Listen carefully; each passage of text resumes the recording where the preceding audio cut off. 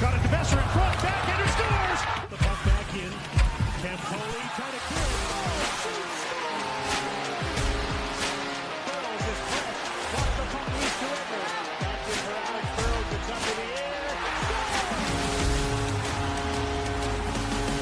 And now McKinnon to the side.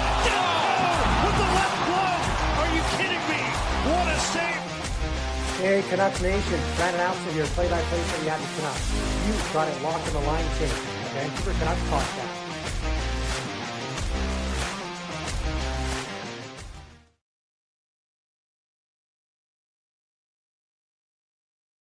What's up, guys? Welcome to the line change. We have another special guest joining us. This is actually the first time I've had two guests in one day, so this is awesome. But just a quick reminder, if you want to get involved with the live stream on YouTube, you also can watch this on audio platforms as well. You can like the video, subscribe, hit us up with a super chat, buy a membership, upgrade your membership, and you can also use your monthly membership message. But without any further ado, let's bring him on. We got the prospect Don joining us. How's it going? How you guys doing?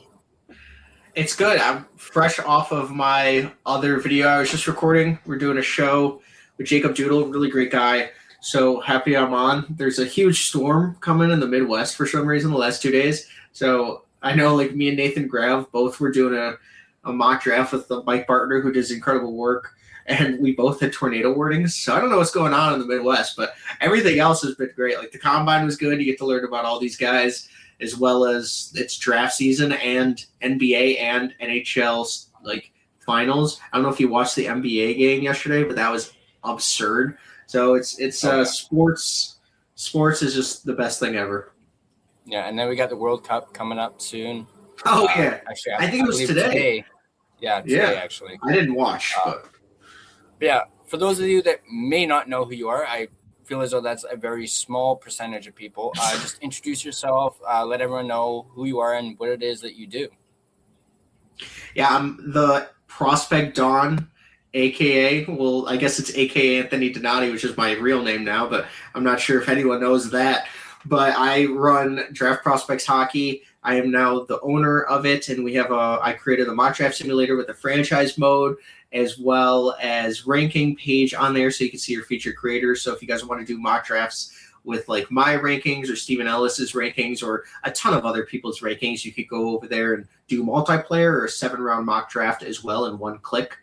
So that's what I do. I'm the prospect on X, Twitter, or I guess that's the same thing, but X, TikTok, and YouTube. And I do a bunch of player interviews. So if you guys want to see any of those prospect interviews or interviews, like I had Bedard this year too with the media scrum, so that was pretty cool. So anything there, I'm always just talking prospects. Awesome. And yeah, you mentioned the Combine. I believe you were at the Combine, correct? Yep. Yes, it was my second year there. Yeah, let me know what your general impressions were of what you saw at the Combine this year. Yeah, I think where we should start is honestly the Caleb Malhotra media scrum, because a lot of the questions that he was asked about were going back to Manny Malhotra, the Canucks, a lot of different questions, but the personality of a guy like Caleb Malhotra is just awesome. I've spoken to him a lot of times this year, and he's just somebody that his year-over-year inflection point of the season has been more than anyone else this entire draft class. Like, going from a second round pick in summer scouting to top 3 pick is pretty enticing. I got to talk to Gavin McKenna, Ivar Stenberg, all those guys. Like, you get to really see a lot of their personalities. There were some really cool stories about what the Habs were doing in their player interviews, like making the players throw pucks into the garbage can. Everyone's already seen that if you're into the prospects world, as well as one of these questions that I actually want to throw back to you. But if you were in a desert island with a scout with a water bottle in his hand and you had a baseball bat, what are you doing? So we could get to that one after I share this story about Carson Karls. Carson Karls has 1,000 cows, 150 goats, and runs his farm with his family. I really do think that's awesome in terms of, I don't know if he knows every single one of the cows' names. I should have asked that as a follow-up. But there was a lot of questions about cows at this draft combine, which I think that was the second year in a row with Brady Martin owning a farm. So definitely interesting there. And also Vigo Bjork is just an incredible person and a player. He's somebody that just lights up the entire media scrum. He's very funny. And Marcus Nordmark is pretty funny too. So if the Canucks get him with like even the 33rd overall pick, I think that would be a really good option because he's one of the most skilled players in this class. And he is a hunting dog, but you can ask a lot of questions about it. So if you ask the follow-up, he's like, I can't answer that. So it's very secretive, very funny, a lot of stories and a lot of good stuff. The media got a bunch of coffees for free as well as Jersey Mike's. So shout out Jersey Mike's for sponsoring the Combine. That was pretty awesome. But yeah, that was it. Nice. Apart from Caleb, is there anyone else who really stood out to you at the Combine? Yeah, I think Chase Reed and Keaton Verhoff were guys that really understood their game a little bit in terms of, I think, cool stories were Ryder Collie and Jackson Cover, who grew up playing roller hockey. Jackson Cover actually started playing hockey 4 years ago on ice, and Ryder Collie was from Switzerland, moved to Cayman Islands, and then moved to Ontario when he was 7 and started playing hockey then. So interesting development paths there, as well as Keaton Verhoff grew up as a goalie and he started playing defense when he was 11. Nikita Klepov didn't test or interview at the Combine, but he also was he was a defenseman that changed to forward. So we have a couple position changes there. In terms of like Gavin McKenna, I think that he's really great with media. I think when you give him a question that he hasn't heard before, that isn't in the list of like trained answers, I think you can really see his personality, which he's a guy that just wants to laugh and have some fun.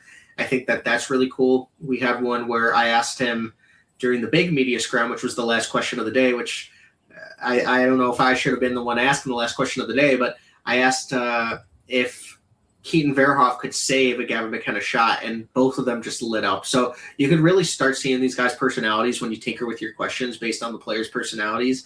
I think that's always fun to see.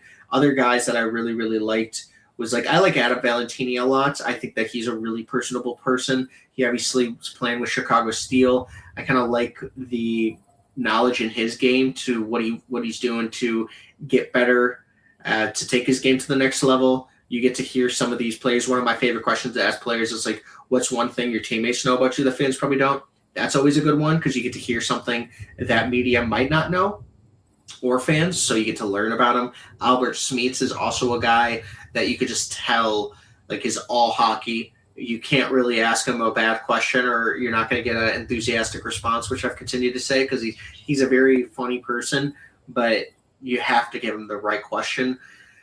In terms of other guys, there was just so many. It was interesting talking to, who was it? Oscar Hemming? Wait.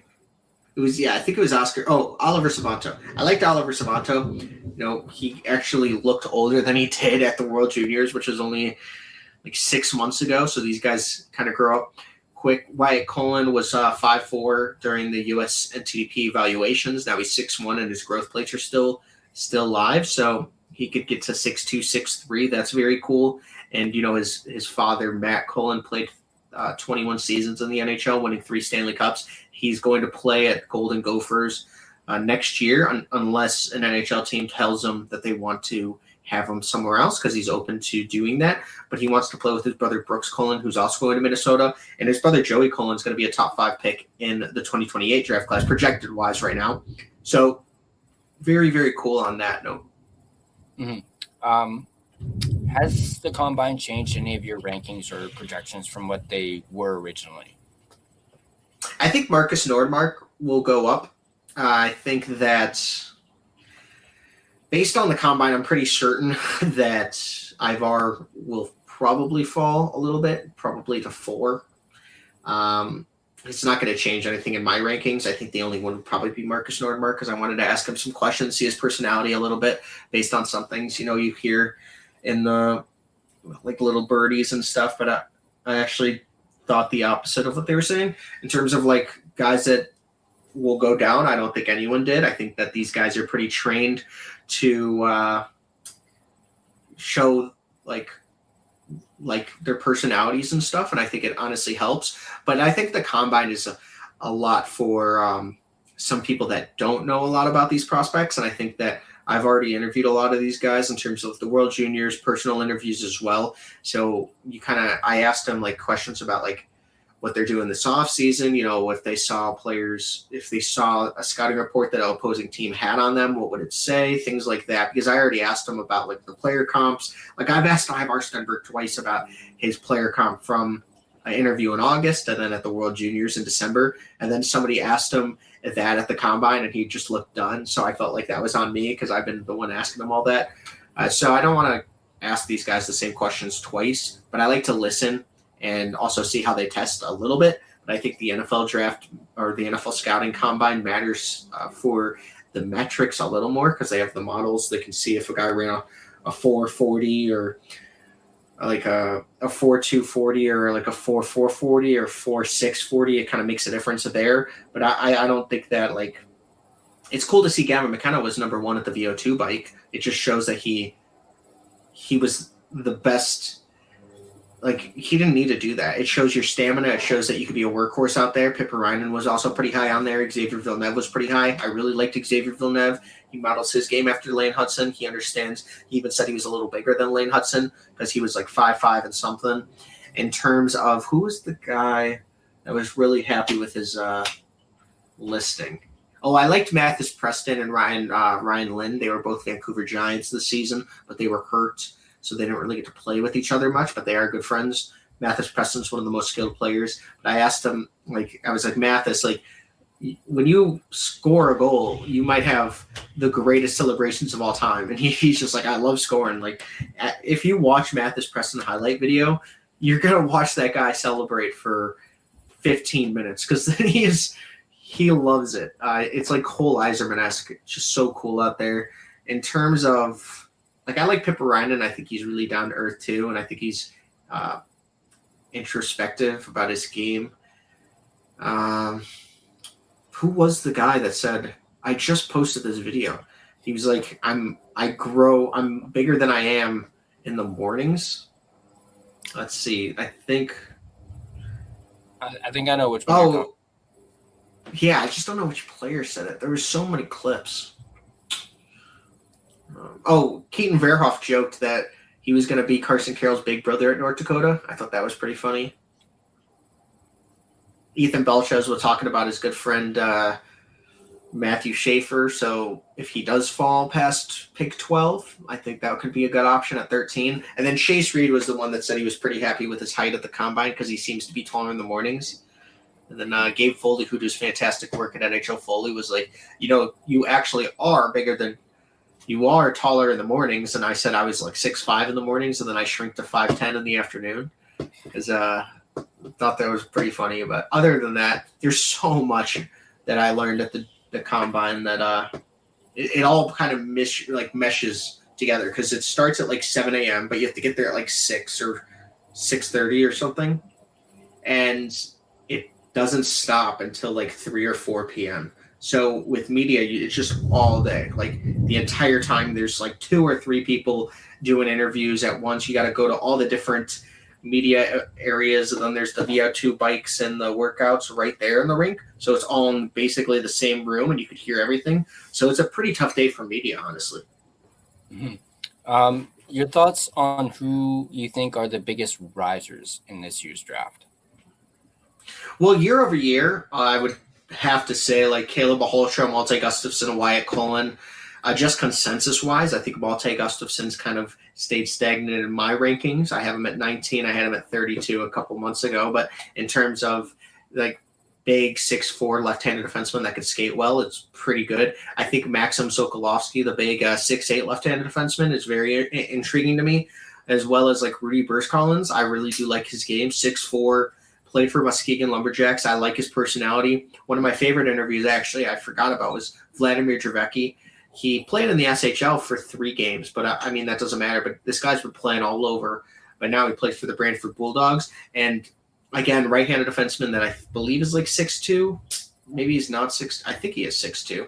And I asked him what his nickname was because I already knew it, but I wanted him to say it, and then he made me say it. But his nickname's Vladdy Daddy.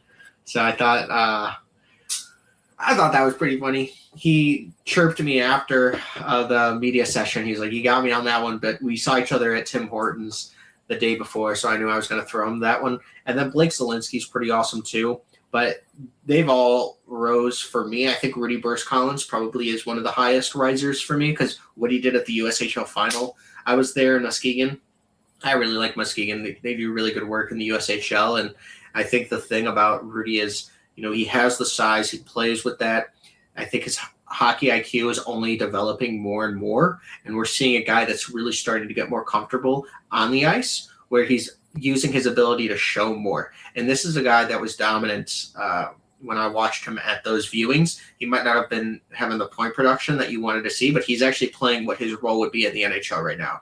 So I really like Rudy a lot. Another one, I really like Adam Valentini. Again, Marcus Nordmark.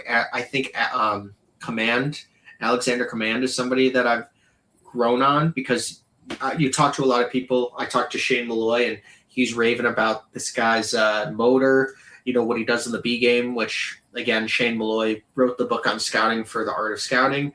And he was talking about how, you only have the puck on your stick for about a minute and a half, 2 minutes. If you're a really good player, what are you going to do away from the puck? Alexander Command is exceptional at what you're going to be doing without the puck, as well as the motor never stops. So those are some guys that I think really increased on my board.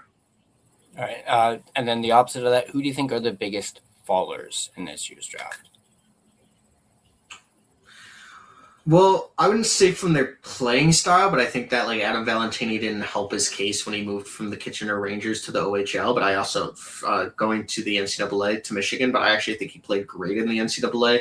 I actually don't know why he would fall. I understand that there's some things that will bring up, but I mean, what would you rather have him be in the OHL when you know that he was going to be very, very good in that league coming from the USHL and already built for that?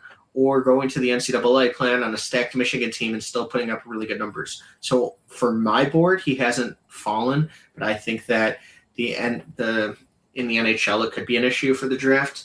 I think that Ryan Rubrick has definitely fallen. Same with Marcus Nordmark on people's lists, but that's just I kind of understand with Ryan Rubrick with the motor and the compete level. He was even asked that question by Russ Cohen, who does great work with Sportsology. But in terms of what you see out of Marcus Nordmark, I really liked the interview. I thought that he was really great. But I think they're both players that are going to fall. I think Xavier Villeneuve will fall in the class because of his height. I'll just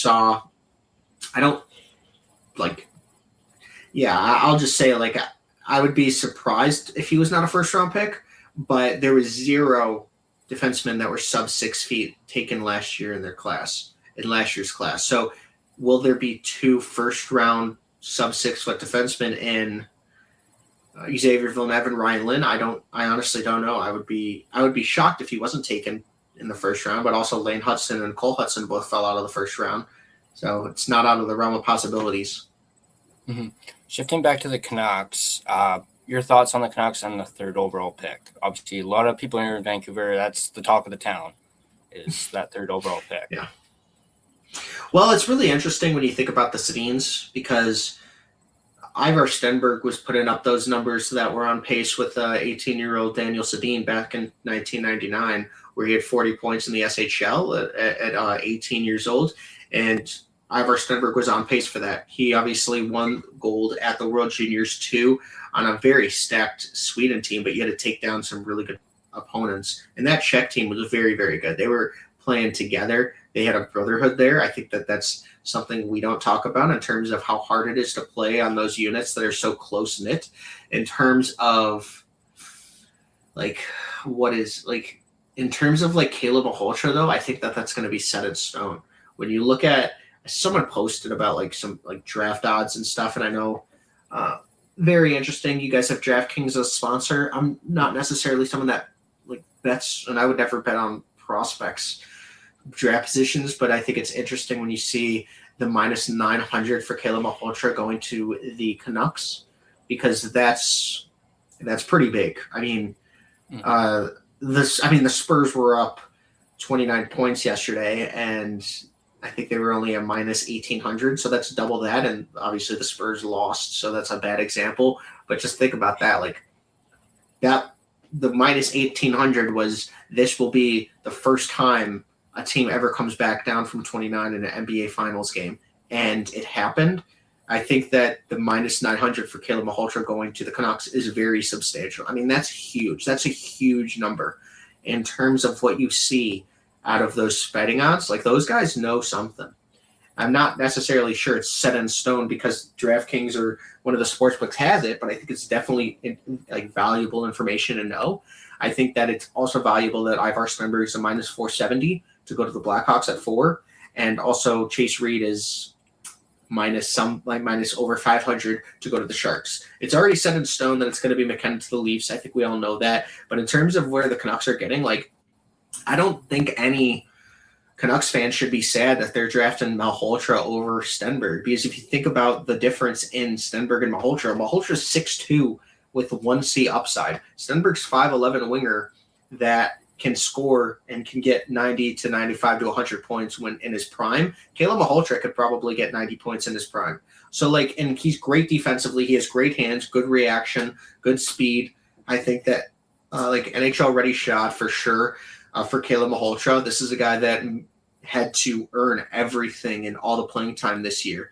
He's going to BU next year, but in Brantford, they had 7 first-round picks. He looked better than Jet Luchenko, who was the 13th overall pick, or 12th overall during the I think it was 13, but it was so long ago. I mean, not really, but in terms of like what he had to do with the Brantford Bulldogs, he looked like the best player on the ice there, and they had 7 first-round picks. I mean, that's very hard. And also, they had Cooper Dennis on his line, who's another 2026 draft eligible, but like Cooper Dennis isn't Merrick Van Acker in terms of the OHL. Like, Merrick Van Acker is a star in the OHL. That's why he put up 47 plus goals.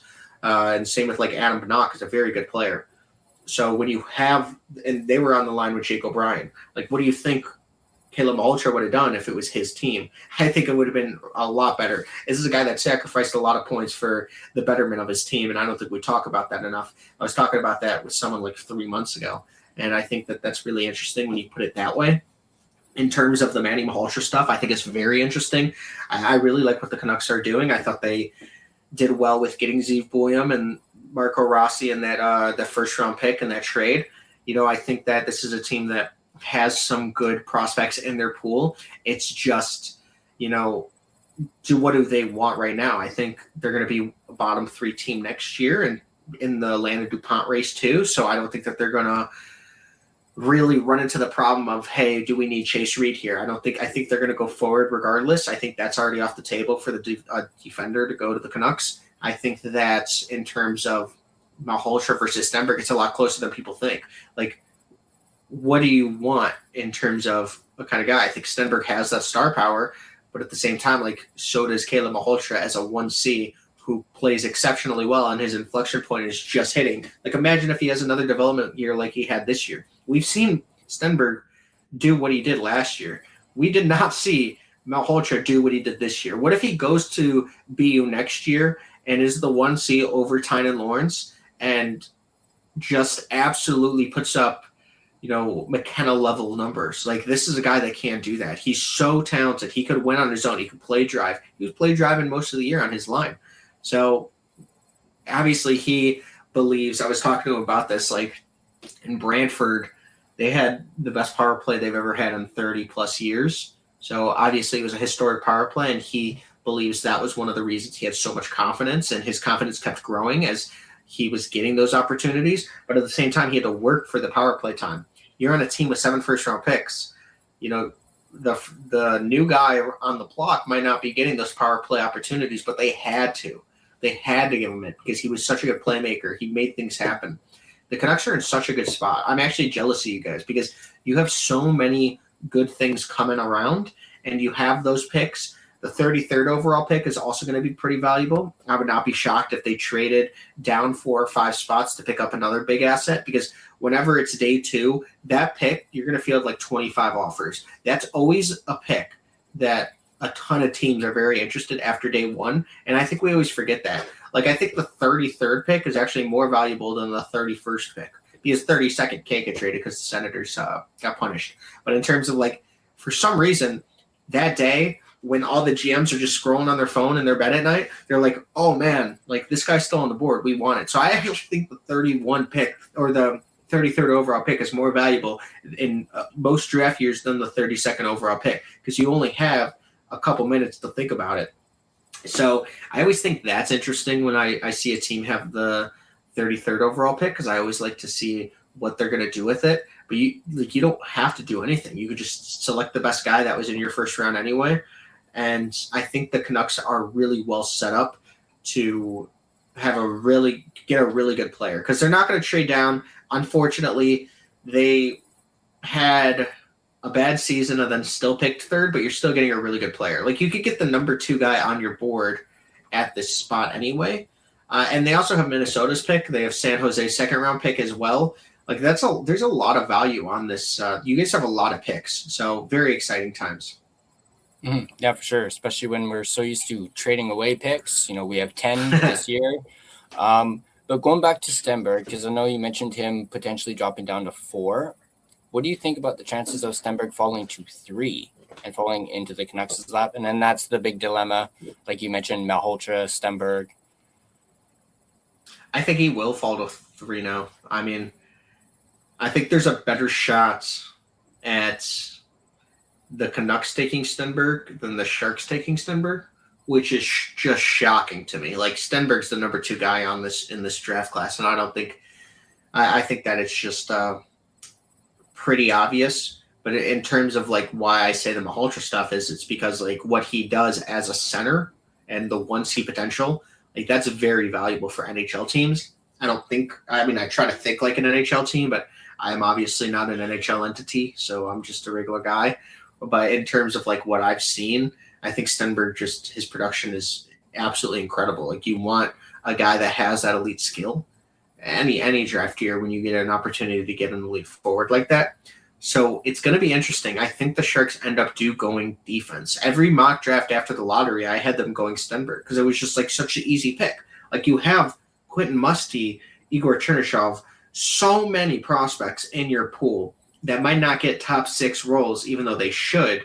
So why would you not? There's a mosquito going in my mouth. Why would you not like just take Ivar Stenberg and you have the 20th pick, trade up and try to get like a Ryan Lynn? Like he's taking the Eric Polkamp role. He went to Denver, or he's going to Denver. Eric Polkamp just had massive success with David Carl. Do it again. I think Ryan Lynn has really good potential too. You could get Juho Piparainen as well if that's where you want to go. You can get Xavier Villeneuve, but also they have Eric Polkamp and Luca Cagnoti. I'm not sure if they're going to go in that route, but in terms of like, you can do whatever you want. Just take Ivar Stenberg. But the only knock on the Sharks not taking Ivar Stenberg is because like getting a top pair right-handed defenseman with top pair upside actually is so hard, especially on the open market. You're not going to get him in free agency. You're going to have to overpay an RFA because like that's like 4 first-round picks regardless if he's our true number 1 D-man who's 23, 24 years old. The value is actually taking a defenseman for the Sharks. It's not taking Stenberg because the Sharks are generationally loaded. If you've seen that team on paper with their prospect pool, you can't build that in shell. Like you go on the GM mode and try to start a rebuild. You can't build that team that they built. It's so young. It like the commander of that team is going to be celebrating for years, but they have Misa who could be a team's best player for you. Like he has so much potential. They took him with the number 2 overall pick for a reason in a Matthew Schaefer draft. And then you have like guys like Will Smith around. Sam Dickinson's great. They have Simon Wang waiting in the wings. I know that it's a boomer bust on that, but they need a defenseman. Like that's the thing that keeps coming back to me. Trade William Eklund. Like if you're going to do it, like I think resetting and going with Ivar Stenberg and try to get a right-handed defenseman that has that's at least a second pair D-man, I would trade William Eklund. But I don't think they're going to do that. I think that Stenberg is legitimately going to fall to 3, and I think that the Canucks are legitimately going to pass on him, which it's kind of crazy, but there's a reason for that, and that's the only thing. Like to say, like I don't know if Manny Malhotra, the hiring, hurts or helps that case. There's somebody was making a pros and cons list, and it's just very interesting. Is it going to actually scare off the Canucks from doing it? And also, like, the Sedins just got hired. They're going to have a lot of say. And we were hearing about Caleb Malhotra to the Canucks like not 8 months ago, like 6 months ago, especially after the World Juniors, even though he didn't play. But that's when the reports were coming out. So the thing is, or it's probably after the Quinn Hughes trade, honestly. But after, it's just interesting because, like, when you look at that team, like, Manny Malhotra is not going to have the say in who they draft. It's going to be, like, the front office. And the front office has the Sedin twins. And the Sedin twins were two of the best SHL players ever coming out of the draft. Why would they not select Stenberg? So I will believe that it's Stenberg until I see it live. But if the Canucks come out with Malhotra, just understand you're getting an incredible player that has he has huge upside and a huge path for more development in his way. Mm-hmm, for sure. Speaking on the whole Manny Malhotra, Caleb Malhotra, you just mentioned, and you mentioned, Manny. Where do you stand on that whole coach-son like dilemma or dynamic? Where do you stand on that? I think it's actually a pro, but I could see how it could get interesting. But I actually see it as a pro. I think that it's, first of all, Caleb Malhotra is already a pro. He's PR trained since he was probably like 4 years old. I mean, he understands the game in a way that he's a guru. He's a hockey genius. Not hockey. I won't say hockey genius, but I'll say like very close. Like when you're talking puck with this guy, he knows everything. He even knows things that a player his age shouldn't, based on how young he was watching tape. And I think that's one of the things. Like, he will take criticism and put it into his game and not ask questions. Like, he understands, like, this is what I need to work on. This is what I'm going to do. And I think that when you have a coach as your father growing up, like, that's a huge thing. And if it's the right coach, which Manny obviously was the right coach because he's a head coach of an NHL team, that's even better. If you're like growing up with a coach in your family and they're giving you bad advice, that's really bad for your development. But when you're getting top-notch advice your whole life, that's really good. So I'm in the stance of, this is great. Like, you got NHL coaching your whole life from an NHL player who stayed in the NHL for a very long time, played 991 games or something. Like, that's absurd. And then he had success in the AHL. He won the Calder Cup. So this isn't a guy that shouldn't have been hired. He was the perfect hiring. That's why we heard about this months ago. So for me, that's great that his father is the coach now, because it just shows you for 17 years of Caleb Malhotra's life, he was getting NHL level coaching in his back pocket and even in his house. He could go to his dad, ask him questions. That's really awesome. It's more of an advantage than I think we're giving it credit for. Mm-hmm, for sure. Especially with what we heard from Manny when he did his press conference. He said, you can either talk to me as dad or you can talk to me as coach. And half the time, Caleb wanted to talk to coach, not dad. So I thought that was very. I didn't know that. That's interesting. When Manny said that. Yeah. Shifting back to the actual draft itself, do you have any final rankings for the draft? Yeah, so Draft Prospects Hockey Rankings is coming out next week. My scouts actually just sent me their rankings this week on starting, actually, I think 2 weeks ago, but some of them did it this week. So we'll probably try to have those on EP again because our rankings are up there, but they haven't been updated. In terms of my rankings, I'm going to come out with a top 100, and I'm going to stick to 100, even though I've done more, but I've been told just to do 100. It's nice, it's clean, it's easy. If you guys want to see a 125 or 150, I could certainly do that, and I'll update those on the site. But the one I post is going to be 100 because it's just I think it's the advice I've gotten is just stick to that. NHL teams are only doing like 87 plus or 87 something of that range, 86, 87 or 100 or 90 or 120, something like that.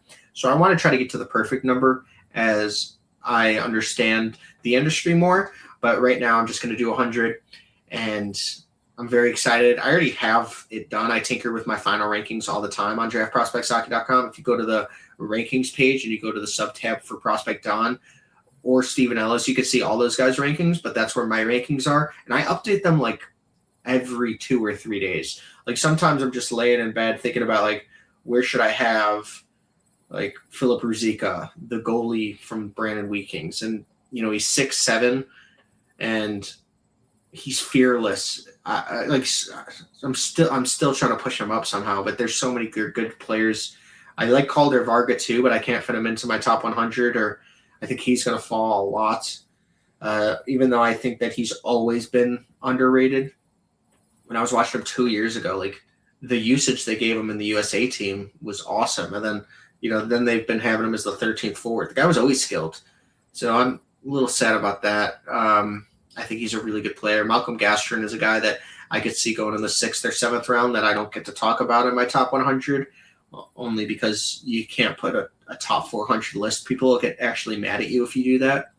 So it's going to be top 100, and that's going to come out probably, I'll say like Tuesday next week. I have it ready now, but I'm actually taking a off day for 2 days this weekend, which I never do.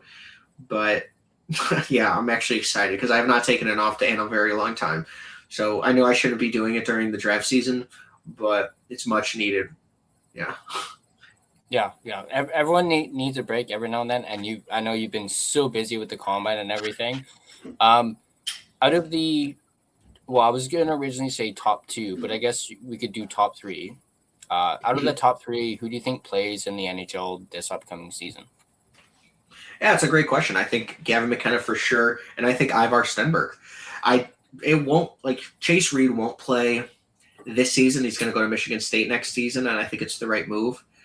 When you look at like another guy that's probably NHL ready relatively early, it's like Albert Smeets, as well as Viggo Bjork. I'm not really sure what Viggo Bjork needs to prove. Everyone knows he's smaller, but you've seen what Logan Stankoven's doing in the Stanley Cups regardless. If you play bigger than you are anyway, it doesn't matter where you're listed at your height. I know it's going to matter for scouts and front office and a little bit for fans.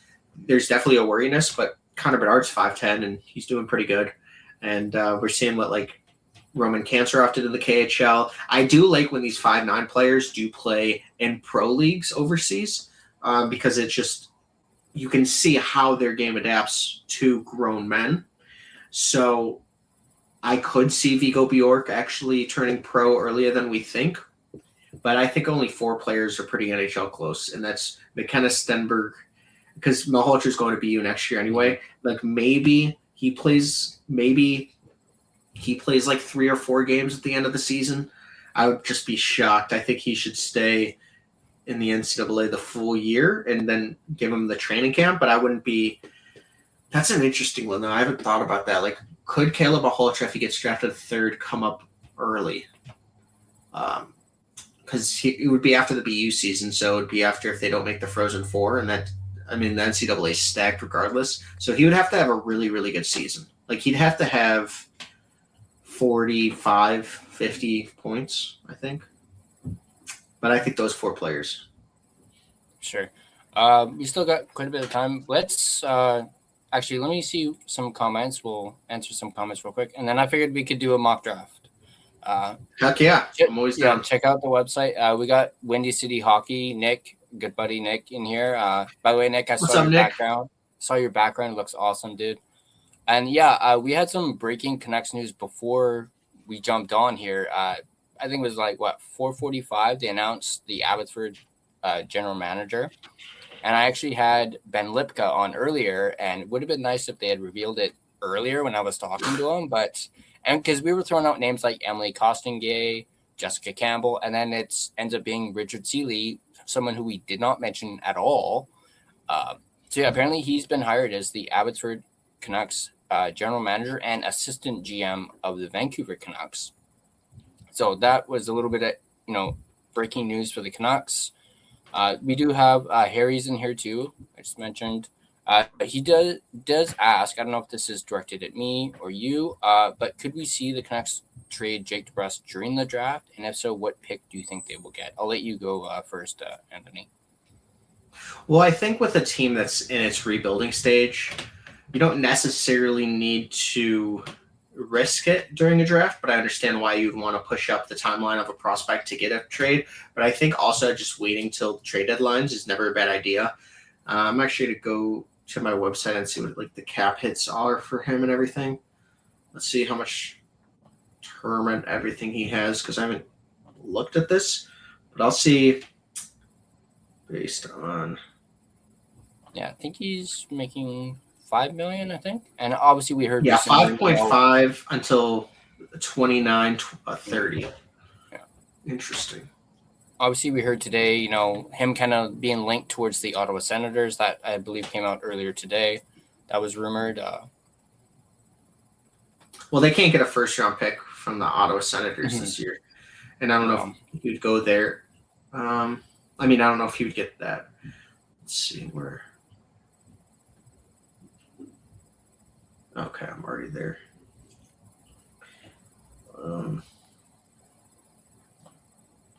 So honestly, you could probably get around pick like 40, 47, 42 in my model for 5.3 M value. I mean, that's closer to like the 29th overall pick, but in terms of draft picks during the draft, I think that they are valued a little higher. So even though it says like 29, pick 29, I think the value could be 10 spots lower, so 39, but it's all dependent on the second round. It's always teams that are drafting early for a reason, so I'm not sure if they would want that. But he has a lot of term left. Very interesting. I'm not really sure, honestly, but I think it's good for a team to always shop your players during the draft just to see what you can get. And also, it would be like probably not even before the draft, but during the draft if, they have a player fit that they've identified, because I don't think you ever want to really trade anything before a draft. I think we saw that last year in in 2024. There was a trade, like multiple second-round picks for a first-round pick, and then the first-round picks were swapped, and then the team got the guy that they already were going to get at that pick, so they didn't need to do the trade. So I think it's always just best to feel out the draft and see if there's guys that are falling, and then there you already know the team that's interested, so then you just call them back then. Mm-hmm. Yeah, I think the only way you really do a trade on draft day is if you want to like move up in the draft, not necessarily for, and I even thought like maybe if you want to trade DeBrusk, you can maybe focus on next year's draft and maybe get a pick for next year's draft. And then that way it gives you a little bit extra time to, find a suitable trade partner for Jake. And that way you're not rushed into like making a decision on draft day and focusing on this year's draft. When you already have like 10 picks, you could always focus on next year's draft. Mm-hmm. All right, so let me fire up this your website here. Let me just find it. Share screen. Go. And I know you. I hate it when StreamYard does that. Kicks people off when I try and load up something. But I know you talked about this on Clay's stream a lot. And honestly, since that stream, I've been literally on this website nonstop. It's amazing. I absolutely love it. I haven't done that. I haven't done the 84-0 yet, but I will eventually get to that. But you mentioned, where is it? You can just actually see it live too, and you can click it there in the wedges.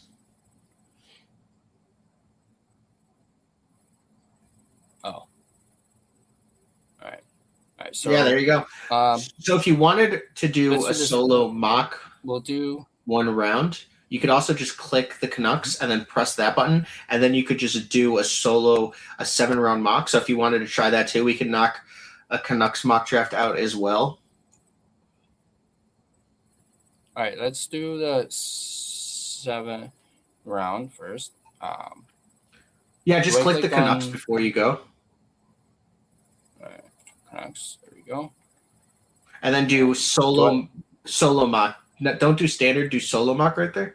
Yep. Okay. And then you could pick choose the rankings. And I think this is cool because you could go off of my rankings, Stephen Ellis, default, or we could do anything. I'll just go with default for now. And then, all right, so Okay, so we're in- on the clock. Sorry, go ahead. Yeah, so in this one, obviously the Sharks went with Ivar Stenberg because the default is the consensus. So it has consensus higher than Ivar. But also if you click the logo of the team, just to show people, like click the logo of the Canucks on the left by the 3. Okay. There we go. I actually put in the strengths, the weaknesses, and the cap hits for every single team. So I think this is cool if you're ever trying to figure out if you wanted to trade for a player or do a trade finder. You could always hop on to do that. But if you wanted, just that's just all the information on a specific team. I think that's a cool Easter egg if people are using it. But you could go back to the mock draft, and then I think I'm going to take the guy here, which we've been talking about a lot, which is Caleb. Just right here. You could just do it at the just where the black is on the side, or there's an X right there to the top right. Oh, there we go. All right, so I think Caleb Malhotra would definitely go in this position. It would be so easy of a decision. And then at 24 now, this is interesting because I feel like you already went Caleb Malhotra, but I'm actually going to double down with the forwards and go with a Liam Ruck here because I'm hoping Marcus Ruck falls. But I think with the Twins, I think it would be a great story for Liam Ruck. Obviously, you have to have absurd skill to have 104 points in the WHL this year. I want your opinion, but Tommy Blyle actually fell. So this is unbelievable value if you're getting Tommy there. I think Marcus already fell or already got taken. Yeah, it looks like Marcus got taken. Yeah, which they already have Andrew Basha, so that's a little annoying there. But in terms of the Canucks, I think they're getting great value in a Tommy Blyle. He's who I would take too. This guy had an incredible season at the Q. He's only increased his value over the draft season where he's an exceptional skater. He has really good playmaking ability, and he's a great puck mover. So I'm going Tommy Blyle here. It's a great pick. And if he's gone, I would take Maxim Sokolovsky. But here, this is a really great range. A couple of these guys are my favorite players. So you can either go with Marcus Nordmark, who's one of the most skilled players in this draft class. You can go with Vladimir Javecki. He's a right-handed defenseman that had SHL time, 3 games, but played really well with Brantford. Jackson Culver actually was roller hockey, which I was saying. He's only been playing ice hockey for 4 years. I'm actually going to go with Marcus Nordmark. I really like Marcus Nordmark. I know that there's some compete concerns, but I really just like him a lot. And I wanted to ask you about the Canucks goalie system. What do you think of their goalies, and is this a draft that you want them to take one? I wouldn't be opposed to a goalie. I've been actually really high on Medvedev since we drafted him last year. I do think he's a little. He's probably maybe 3 or 4 years away.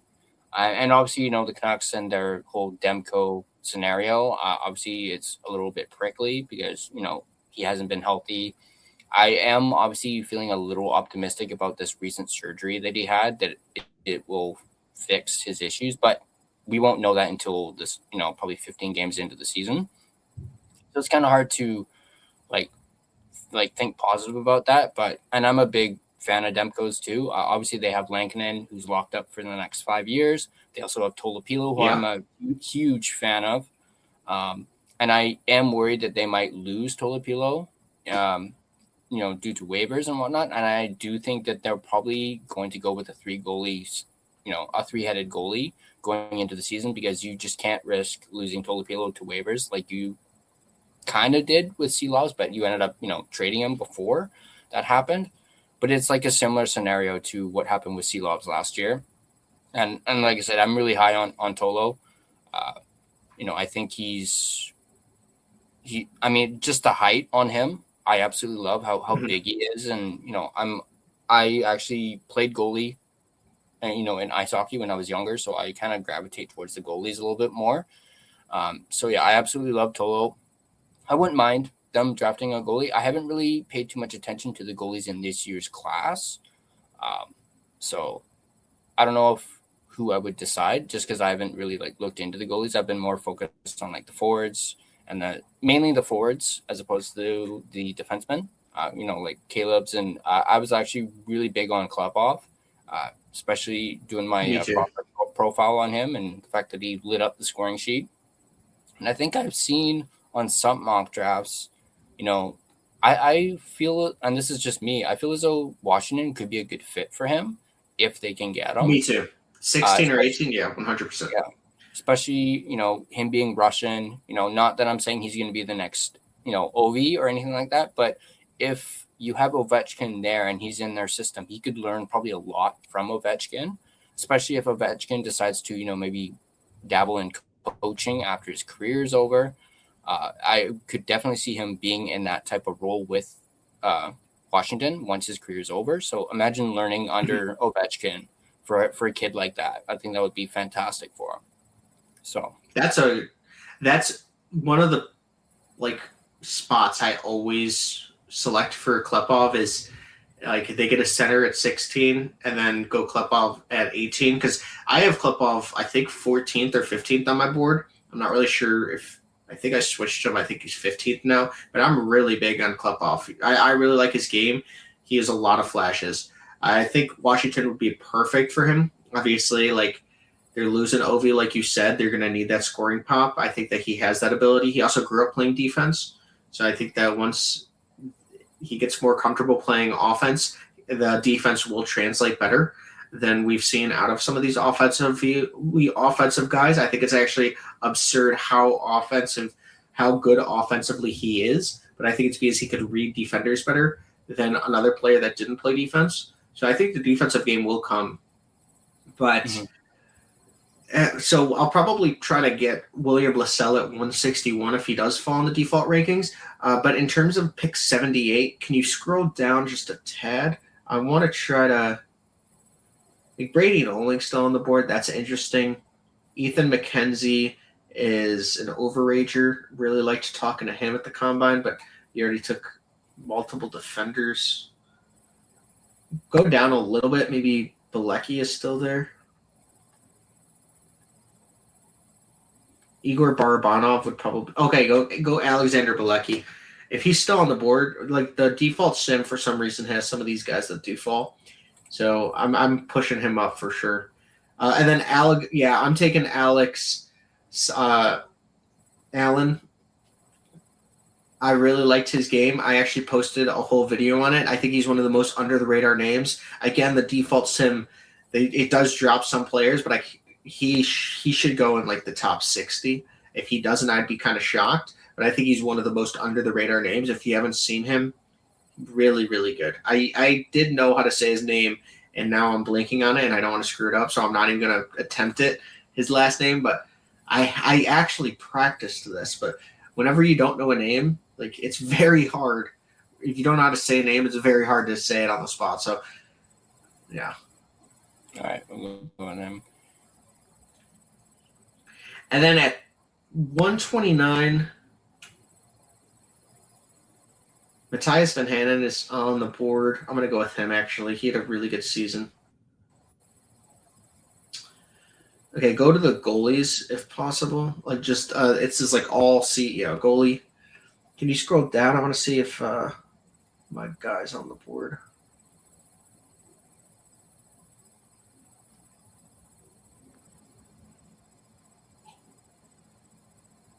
Yeah, you could go Vigo Tam, actually. Vigo Tam is somebody that will get drafted higher than where he's projected on that. But I actually really like his upside. And then you could go to all again, because Let's see. Malcolm Gastron might be in this range. Calder, yeah, Malcolm Gastron. Go with Malcolm Gastron. I think that he has some NHL upside if he can make it. Then go down just a tad. Actually, can you search? Just search Calder Varga. I love this kid. Do it with the K. It's with the K. Oh. I should have said that. It's literally Calder. But, yeah. Oh. Yeah, that's a great mock draft. I like that. Yeah, so you got Caleb at 3rd overall, Liam Ruck at 24. I am pretty high on the Rucks, although I'll admit I've kind of toned down a bit on getting the Ruck twins, but I do still think there's a chance there, especially after seeing Cam's latest consensus board, where he actually had Liam at 24 and Marcus at 33. Love it. I mean, Cam grew up a Canucks fan, so yeah. I know.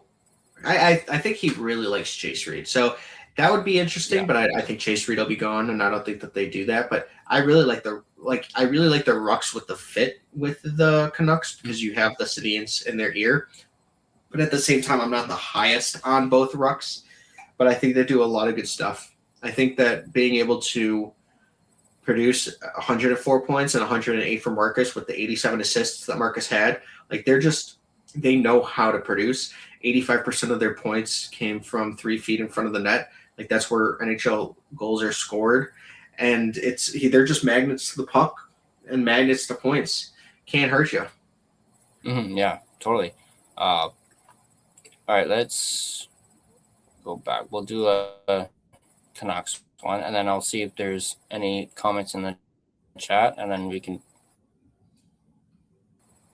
close off after. Go. I think for this one, let's not do the default. We'll die. You can just press the draft prospects lock here, go back home, yeah. And then that's perfect. There we go.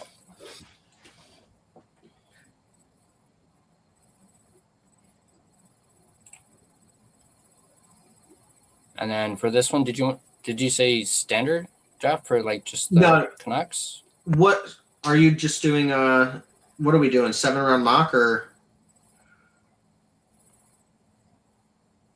Because if you wanted to do a 7-round, like we could just do that again with a different ranking. All right, then do you want to do a 32 or a top 10 or something? All right, so if you go, it says like go up, scroll up, and then change it to rounds 1, and then so you have to actually select all. So if you see the clear and then the select all next to clear, it's by the draft settings. Yeah, so that'll just select every team. And then you could just do the 1 round. And then I click on standard there. Standard. Okay, cool. And if you press Don Fact, it'll just give you a random fact on something I heard from the prospects. Oh, yeah. You're out playing goalie. Something random. So we could just run through this. In terms of number 1, Gavin McKenna, I think it's locked and loaded to the Maple Leafs. I think that would be just unbelievable if we didn't see it happen. Unreal if it didn't see it happen. Like, you could click the arrow down and just pick whatever rankings you want to draft off of. Yeah, Stephen Ellis is the man. So these are his top 100 May rankings. In terms of number 2, I think it's going to be Chase Reed. I think Chase Reed is just locked and loaded with the Sharks here. Number 3, like, if you want to pick Ivar Stenberg, because we've done Caleb Malhotra, I think that would be certainly fine too. So we could do Stenberg too, because I think that there's a 50-50 chance, honestly. So it's either one. And then I think Chicago would ultimately go Caleb Malhotra. I think that would just be a really good pick. They love their Brantford Bulldogs guys. In terms of the Rangers, like the Rangers fans do not want me to pick Keaton Verhoff, so I'm not going to do it. But I really like Keaton Verhoff. I think that he's really good, and the smoke around him falling, I think it was just smoke. But I'm going to go Carson Carroll's here. I think Carson Carroll's two-way defenseman, models his game after Jake Sanderson. I think that it's always good to get that in your system. I would say Keaton Verhoff here at 6 for the Flames. Just a really good 6'4" right-handed defenseman with offensive skill set. Looked better in his D-1 year when he was skating, but I think that with another year and Carson Carroll's next to him at North Dakota, it's going to look a lot better. For Seattle, they have not picked a defenseman since 2021, their inaugural season. I'm going to go Albert Smeets here, one of the most physical, athletic defensemen in the class, and he has higher upside than we think offensively. In terms of Winnipeg, I'm going to go Vigo Bjork. I think that Winnipeg needs to just go upside. Vigo Bjork allows that. The 5'9" size, he plays like he's 6'1", 6'2". You see what Logan Stankovic's doing. I think it's going to help his case. In terms of the Florida Panthers, I think they could go right-handed defenseman, but I'm going to go Wyatt Cullen. Was 5'4" at the NTDP evaluations. Now he's 6'1" with ability to grow to 6'3". I think that this is an interesting one. I'm going to go Daxon Rudolph here. I think that for Nashville, they could go in a multitude of different directions, but for the Blues, I think Tynan Lawrence would be the pick here. And I'm waiting for Ethan Belches, yeah. So I'm going to say Ethan Belches here for the Devils. I think that he'll go in a range near the 12 pick. I'm going to go Ryan Lynn for the Islanders. Get Matthew Schaefer, his buddy. Played really well. He's sub 6 feet. He is 5'11", but he's bigger than you would think a 5'11" defenseman is, especially in his lower body. I think that he's stronger.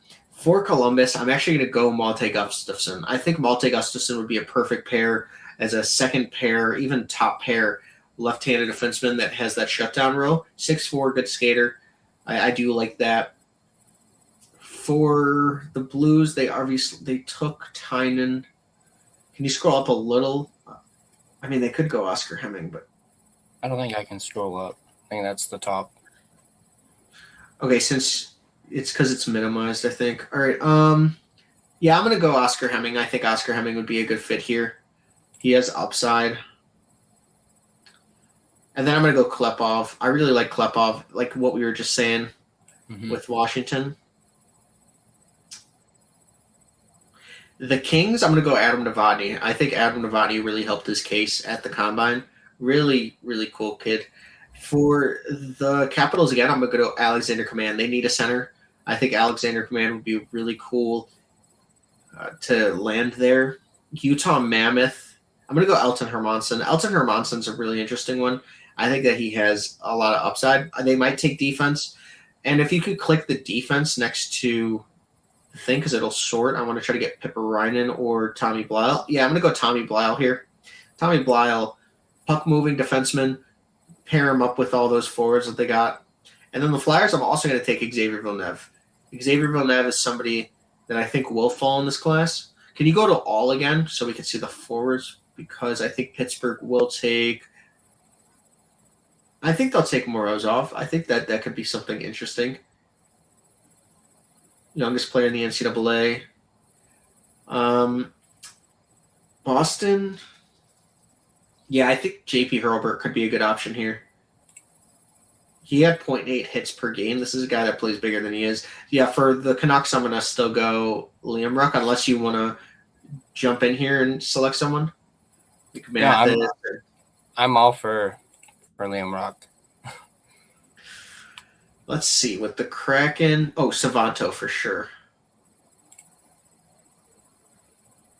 And then if you could get Maddox Dagenet here, Dagenet's son, if you can. Then the Sabres. Sabres need all the upside they can get. I would go Mathis Preston. Montreal Canadiens here. Can you go to D again? The sort? Yeah, give him Pippa Reinen. I think Pippa Reinen would be really interesting there. And then I'm actually going to go defense. Give him a Hawkinson, actually. I'm a bigger William Hawkinson guy. Flames. Actually, we're going to have a run on defenseman. Go Sokolovsky. I think the Flames need the upside. Sokolovsky's a big 6'8" left-handed defenseman that can skate. And then, honestly, yeah, Hurricanes are going to go with the Russian, go with Nikita Sherbakov. This is actually absurd that it's a run on defense. And then you could go to all again because I got to change it. I'm not sure why the logos are not popping up as much. And then we'll go Marcus Ruck here. Yeah. Nice. So there it is.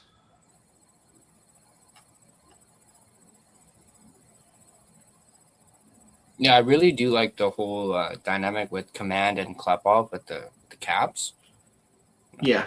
I actually think I think that's would really be a good line. Well, they need a center for sure, and then they get the upside with the offensive ability with Klepov. So I think that it would be very, very interesting there. I definitely could see that. Mm-hmm. For sure. Do you still have time? Let me know. We can keep going. I'll leave it completely up to you. If you have a couple more questions, like we could go through those, but I might have to jump on another show as well that we're recording. I've been doing like back to back to back, so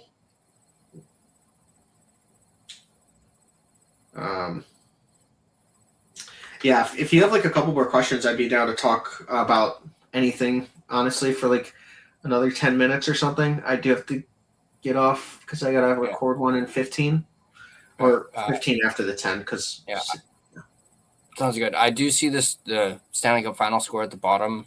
Still 1-1 in the first period. I actually haven't been able to watch any of the games because whenever they've been on, I've been working or as in today's case, I'm here talking with you, which is no complaints at all. This is awesome. I don't see any more comments in the chat, but I do have one last question for you that I ask everyone who I bring on. What are 3 things that you were grateful for? Well, honestly, being in the space, I think that it was so hard to get in. Like, getting into sports is such a hard thing to do. And,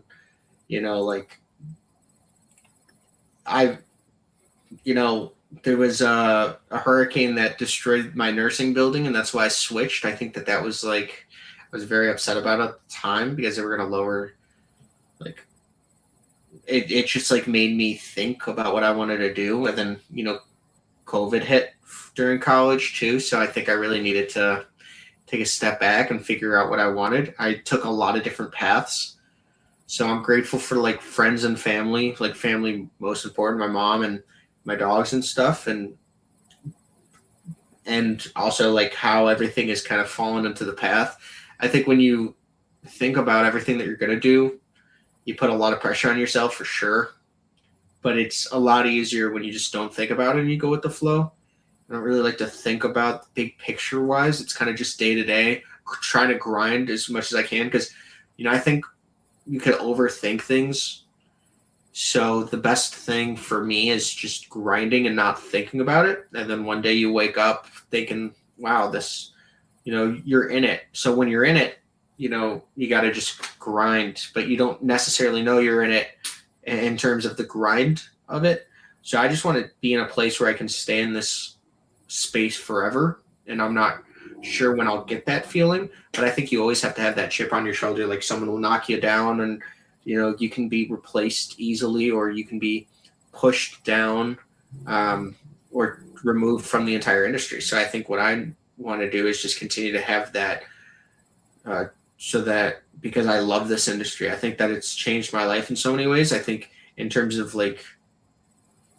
just being overall, the happiness I have in life was always around sports, but I never understood how to get into it. So taking the opportunities, doing the grunt work for a very long time in terms of the contributing and stuff. And I'm grateful for that. And I'm grateful for the people that have helped me and my mentors because they really put in a lot of time with me and saw something in me that even I didn't see. So I'm happy that they saw my potential, and I'm happy that I'm working towards it because it's a everyday thing. I think that I'm just grateful that people want to hear what I have to say in this space and get to talk to all these people and players and the prospects. And it's something I always wanted to do, even as a kid. It's so cool that everything worked out in this way already, but I don't know what's going to happen in the future. You just got to enjoy the moment now. So yeah, I'm very happy I got to go to the combine and the draft last year. And like those are the moments I'll remember when I'm like 80 years old and thinking about it when we're, so yeah. Yeah, that was great. I 100%, I totally get, the whole grind, being, a podcaster. I kind of just jumped into doing this. I was kind of the same way, actually, in case you don't know, the whole story behind this podcast in particular is I lost my mom a couple of years ago, and I wasn't really sure what I I'm sorry wanted to hear to that. do. Wasn't really sure where I wanted to go. What did I want to do? And then I was just thinking one day, like, I obviously love the Canucks. I'm passionate about the Canucks. Oh, my mom loved the Canucks too. So, and I would basically ask myself, like, what would she want me to do? And then instantly I thought of the Canucks, and I was like, that's it. I want to be able to talk about the Canucks. I talk about it with friends, family all the time. Let me put a camera in front of me and talk about the Canucks and to show how passionate I am. I've been a fan of this team for, I don't want to say since I was born, but since I was a very young age. I was born in, 91. So before the 94 Cup final, obviously I have memories of that. Obviously have very fond memories of 2011, having, grown up through that. But yeah, that was a big reason why I started the podcast, and I've absolutely fallen in love with it. I love doing it. I love talking about, talking about hockey, started talking more about prospects, this season, obviously, doing all the mock drafts, actually having prospect guys on such as yourself has really helped me, be like, wow, like I'm getting so much more knowledge about these prospects and just how things operate. It's been amazing. But yeah, this has been fantastic, Anthony. I absolutely love that we did this. This has been a lot of fun. Well, I appreciate you sharing that story. Like, honestly, it's, like one of the things that I think that makes sports so special is, you grow up with your family and your friends watching them and people that you don't know, or you can make the connection so easily based on the same passion, no matter who you are, where you're from, like anything like that. So, one of the reasons that I jumped on sports and the reason that I have such a passion for Blackhawks hockey or prospects in general, or when I grew up Blackhawks hockey, but more now prospects and stuff is, me and my father used to watch. I mean, it was 16 years ago, I think yesterday or 2 days ago, but the Blackhawks winning the Stanley Cup. Patrick Kane scoring against the Flyers.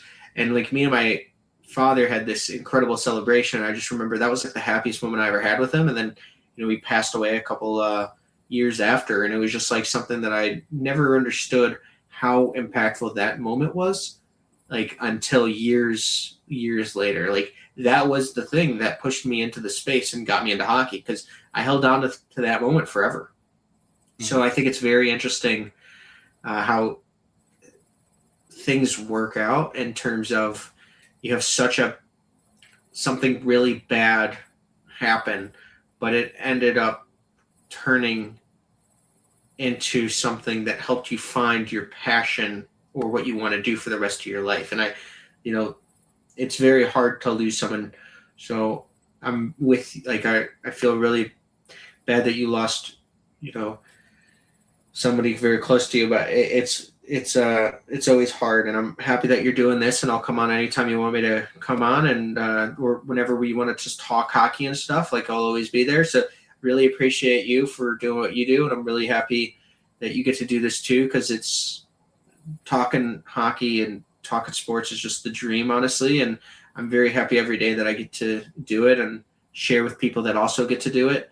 So it's awesome. And thank you for sharing that story. Cause you sometimes on social media and stuff, you only hear the good parts of someone's life.